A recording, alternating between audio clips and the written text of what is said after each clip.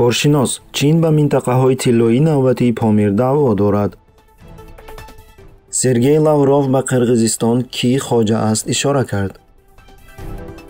хадамоти махсуси Лаҳистон муҳоҷирони сиёсии тоҷикро ба режими Раҳмон месупорад. дар ояндаи наздик режими Раҳмон қаламравҳои нав ва роҳҳои муайяни нақлиётиро метавонад таҳти назорати Чин гузаронад.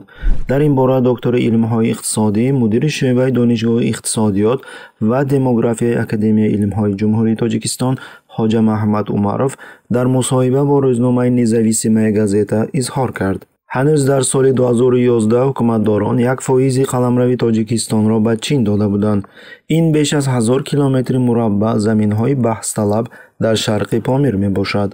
дар ёд дорам, ки вақте ки оиди ин масъала ғавғо пайдо шуд, ҳукуматдорон гуфтанд, ки бо Пекин тиҷорати хуб ба анҷом расониданд, зеро Чин якчанд маротиба зиёдтар талаб кардааст. Чин ба мавзеъҳои Помир, ки бо маъданҳои уран, тилло, боксит, асбест, булури кӯҳӣ, сангҳои қиматбаҳо бояст, даъво дорад.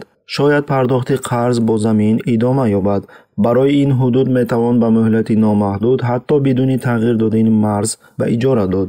бидуни эҳтимол аст, ки Чин ба Душанбе дар соҳаи сиёсӣ таъсир мерасонад.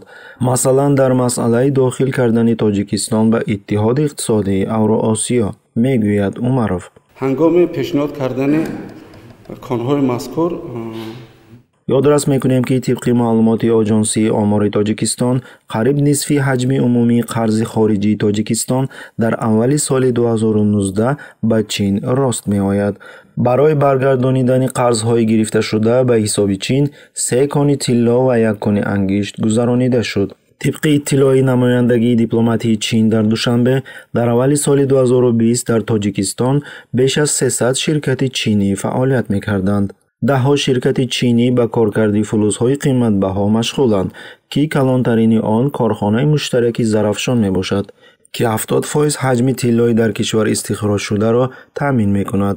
корхонаи Пакрут, ки комилан ба China Non-Ferrous Gold Limited тааллуқ дорад, дар шаҳри Ваҳдат бо истихроҷи тилло машғул мебошад. соли гузашта ширкати ТБА барои коркарди ду маъдан дар минтақаи Айнӣ, Дуоба ва Кумарги боло бар ивази сохта шудани маркази гармдиҳӣ ва барқӣ дар пойтахт иҷозатнома гирифт. инчунин ҳукумати Тоҷикистон дар хусуси супурдани кони калони якҷилваро дар минтақаи Мурғоб Каши Синуи Дади Mining Investment Limited созишнома ба имзо расонид. ғайр аз он ширкати кӯҳкории Тоҷикистону Чин ба истихроҷ ва коркарди маъданҳои сурб, рӯҳ аз конҳои Олтин Топкан ва Пайбулак машғул аст. Бартек Тоҷикистон Майнинг бошад кони Мушкистонро дар минтақаи Панҷакент кор карда мебарояд. аз ин 7 корхонае ки калоне ки мо номбар кардем, 4 таён бо истеҳсоли семент. инчунин зиёда аз 85% истеҳсоли семент ба 3 корхонаи Тоҷикистону Чинӣ Чунгтай Моҳир Семент, Хуаксин Ғаюр Семент, Хуаксин Ғаюр Суғ Семент рост меояд. ғайр аз ин зиёда аз 1000 гектар заминҳои кишт ба ширкатҳои чинӣ ба муҳлати 49 сол ба иҷора дода шуданд.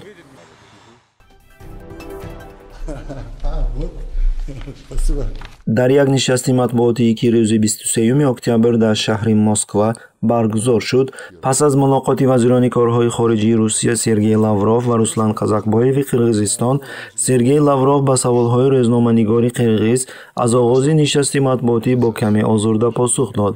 Сөйлеушілердің жиынтығына қанаттандыңызбы? Бардық қойған мәселелерге жауап алдыңызбы? вақте ки рӯзноманигори қирғиз ба вазираш саволе ба забони қирғизӣ дод ва ба тафсилоти савол даромад, косаи сабри Лавров пур шуд. маро бубахшед лутфан, норозӣ шуда изҳор намуд Лавров. шумо бояд соҳибонатонро эҳтиром кунед, хуб? сипас ӯ вобастагии мустамликавии Қирғизистон ба Русияро дар назар дошта илова кард бо тамоми маъно. Извините, пожалуйста, вы как-то, наверное, должны все-таки уважать хозяев, ладно? Да, пожалуйста. Во всех смыслах. Пожалуйста. Я бояд қайд кард ки Сергей Лавров дар нишастҳои матбуотӣ бо тундмизоҷӣ ва изҳороти дағалонааш машҳур мебошад. Масалан, дар соли 2015 дар як нишасти матбуотӣ пас аз мулоқот бо ҳамтои саудияш ӯ нисбати рӯзноманигорон ғазаб карда гуфт: аблаҳон.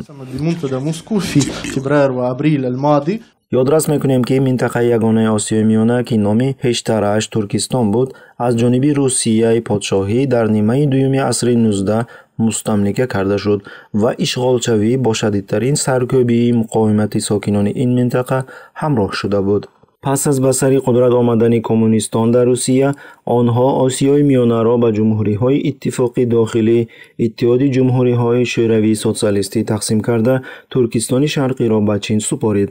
Имрӯз сарфи назар аз он ки кишварҳои мазкур пас аз бошхӯрии Иттиҳоди шӯравӣ истиқлолияти расмиро ба даст оварданд, Осиёи Марказӣ, ки ба 5 ҷумҳурӣ тақсим шудааст, ҳанӯз ҳам дар тобеати мустамликавии Русия қарор доранд, ки онро асосан тавассути диктаторони фасодзадаи таъйинкардаи худ нигоҳ медоранд. Спасибо. Прошу. Сюда?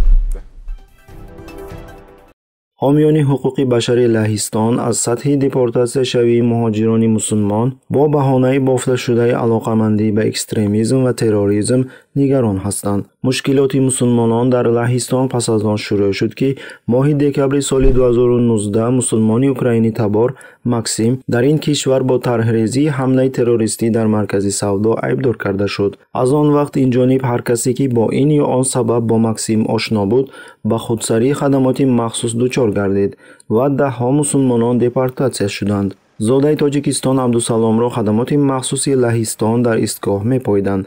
Пас аз дастгиркунии онҳо дар бораи Максим ва дигар мусулмонон суол мекарданд ва гарчанде ки Абдусалом ба онҳо якчанд маротиба такрор кард, ки ӯ танҳо як маротиба айбдоршавандаро дар масҷид дидааст. Пас аз ин Абдусаломро фавран ба дастонаш дастбанд зада ба самти номаълум бурданд. худи ҳамон рӯз дигар кормандони хадамоти махсус ба манзили Абдусалом омада аз ҳамсари ҳомилааш биби Руқайя шиносномаи ӯро гирифтанд. Дере нагузашта мурофиа бо иттиҳомоте баргузор шуд, ки Абдусаломро бо баҳонаи махфӣ будани тафтишот бо тафсилоти парванда шинос накарданд. Аммо зоҳиран маълум буд, ки парванда бо иттиҳомот ба терроризм ва ҷосусӣ иртибот дорад. Додгоҳ қарор намуд, ки Абдусалом ба боздоштгоҳ бурда шавад ва аз он ҷо ба Тоҷикистон депортатсия шавад. дар охири моҳи сентябр Лаҳистон бо иттиҳоми ҳаммонанд 5 шаҳрванди Тоҷикистонро депортатсия кард. ин як ҳолати хатарнок аст, алалхусус дар мавриди муҳоҷироне, ки дар Лаҳистон бо сабабҳои бехатарӣ қарор доранд ва иддао мекунанд, ки пас аз депортатсияшавӣ онҳо ба ҳабс ва ҳатто ба шиканҷа рӯбарӯ мешаванд, гуфт ба хабарнигорон вакили мудофиаи ҳуқуқи башари лаҳистонӣ Малгорзата Язвинска.